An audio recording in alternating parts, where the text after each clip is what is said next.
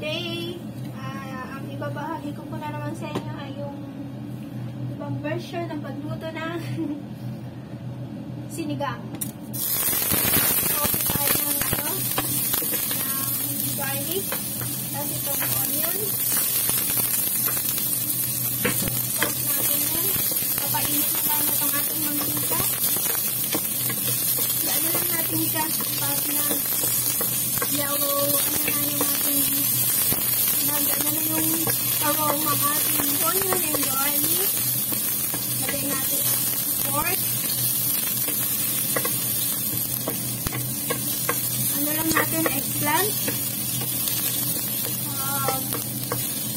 Okra. Saka kaunting repolyo po. Wala tayong kangkong. Okay na po yan. Mas mga ano po yung may ilagay po natin yung kamatis.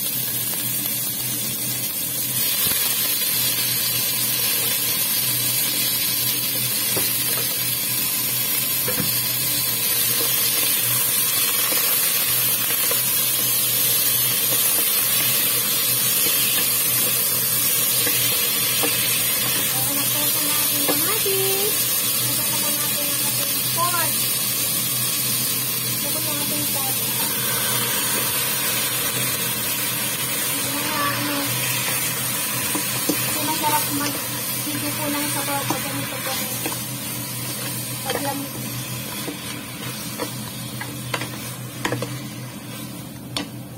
Then maglagay po tayo ng ating patis. Ito po ang patis natin. Kita po ba? Ito ang ilalagay natin na patis. Natin. Yan. Then, haluin natin. Tapos, maglagay po tayo ng tubig. Tapos, ano lang natin siya pakuluan lang ng 30 minutes po. Saka po natin ilagay yung gulay. Siguro ano lang natin yan ng mga 5 minutes pagka after nitong ano natin. Ayan. Kasi ang ibang version ng sinigang is naglalaga lang po pagka ng tubig, saka ilagay yung mga sangkap. Ito naman is pinakuluan natin. Ay, parang ginisa-gisa po natin.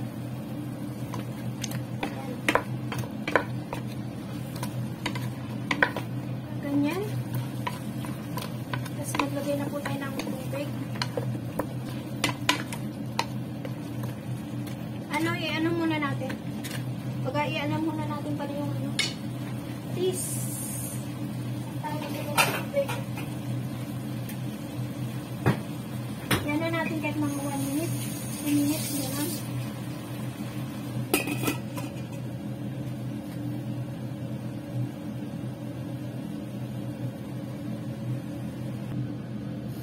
Ayan, after 2 minutes po, ito na.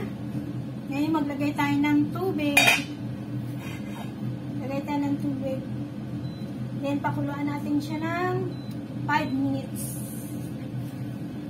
Ay, 5 minutes. Sorry po. Mali-mali po talaga. Pakulan po siya natin ng 30 minutes. I mean. Yan. After 2 minutes po natin na malagyan ng ating patis. Ano natin na simmer ng 2 minutes. Then, ito na po yung kinalabasan. Naglagay na po tayo ng tubig.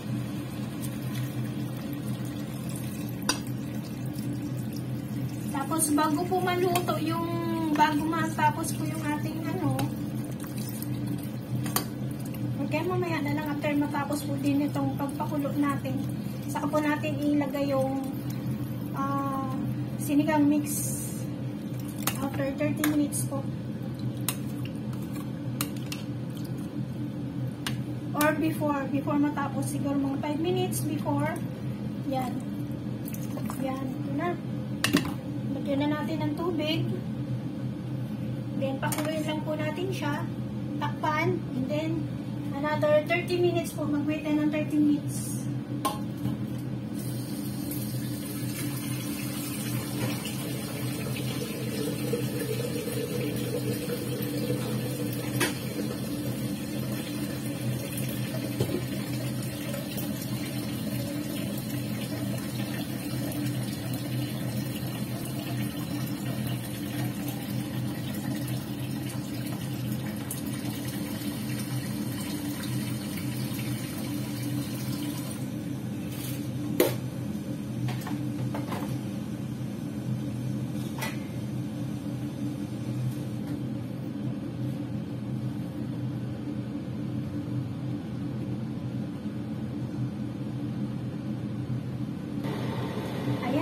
Dahil kumukulo ng ating sinigang na pork, takpan na po natin siya. Then, wait natin ng until 30 minutes. See you again later po. Yan, ilagay na po natin tong sinigang mix bago matapos. Pagpakulo natin ng 30 minutes. And then, later on, paano na lang po yung gulay. Pero ilagay na po muna natin ito para maganda na siya mix. Lahat na po natin.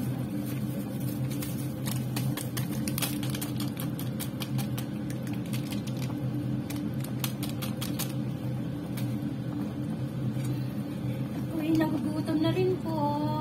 Hintay-hintay lang po natin po.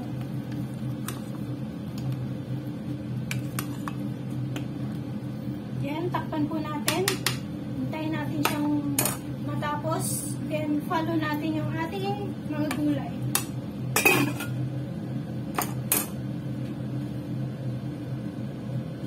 Ayan po, tapos na yung ating time na 30 minutes. Ngayon, ilagay na po natin ang ating mga gulay. Tikman po natin. Sarap.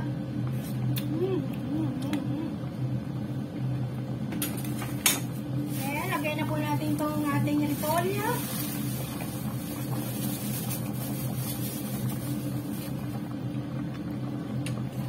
Ating eggplant. Saka ang ating okra. Ayan. Isang piraso lang po nilagay ko na eggplant.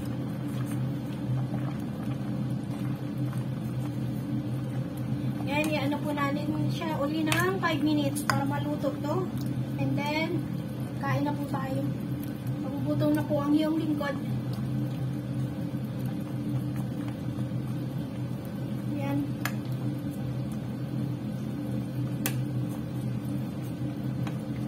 Yan, takpan po natin ulit.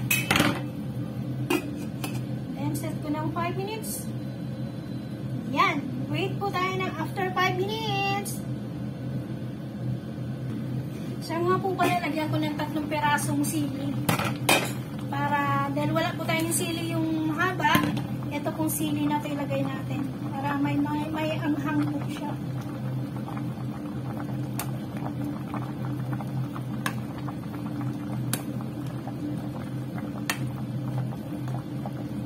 Dagdagan ko po ang sabaw para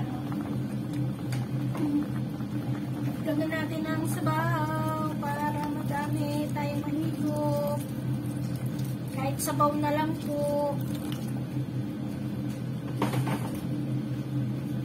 Yan. Wait natin siya. 3 minutes more. Ayan. Tapos na po ang ating sinigang. Pwede na po tayong kumain. Kain na po tayo. Kain po tayo. Enjoy po kayo sa inyong pagkain. Ano man po ang inyong ulam sa mga oras na to. Parang di pa po ata yung ating gulay. Di pa siya luto. Yan, ako muna nga po ng another 2 minutes po. 2 minutes.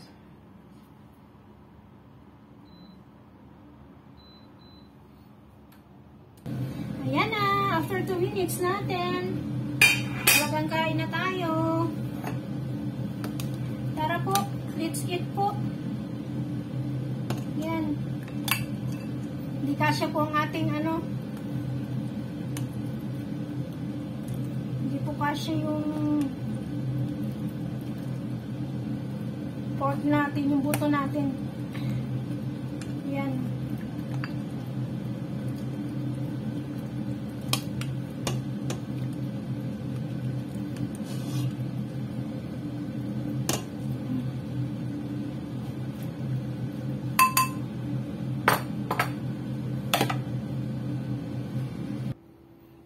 Tara po, kain po tayo. Ito na po yung ating sinigang.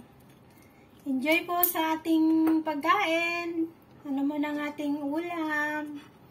Tara po, kain po tayo. Bye-bye na po. God bless po. Thank you for watching and for the support. God bless. God always with us. Bye! Ingat po tayong lahat. Ingat!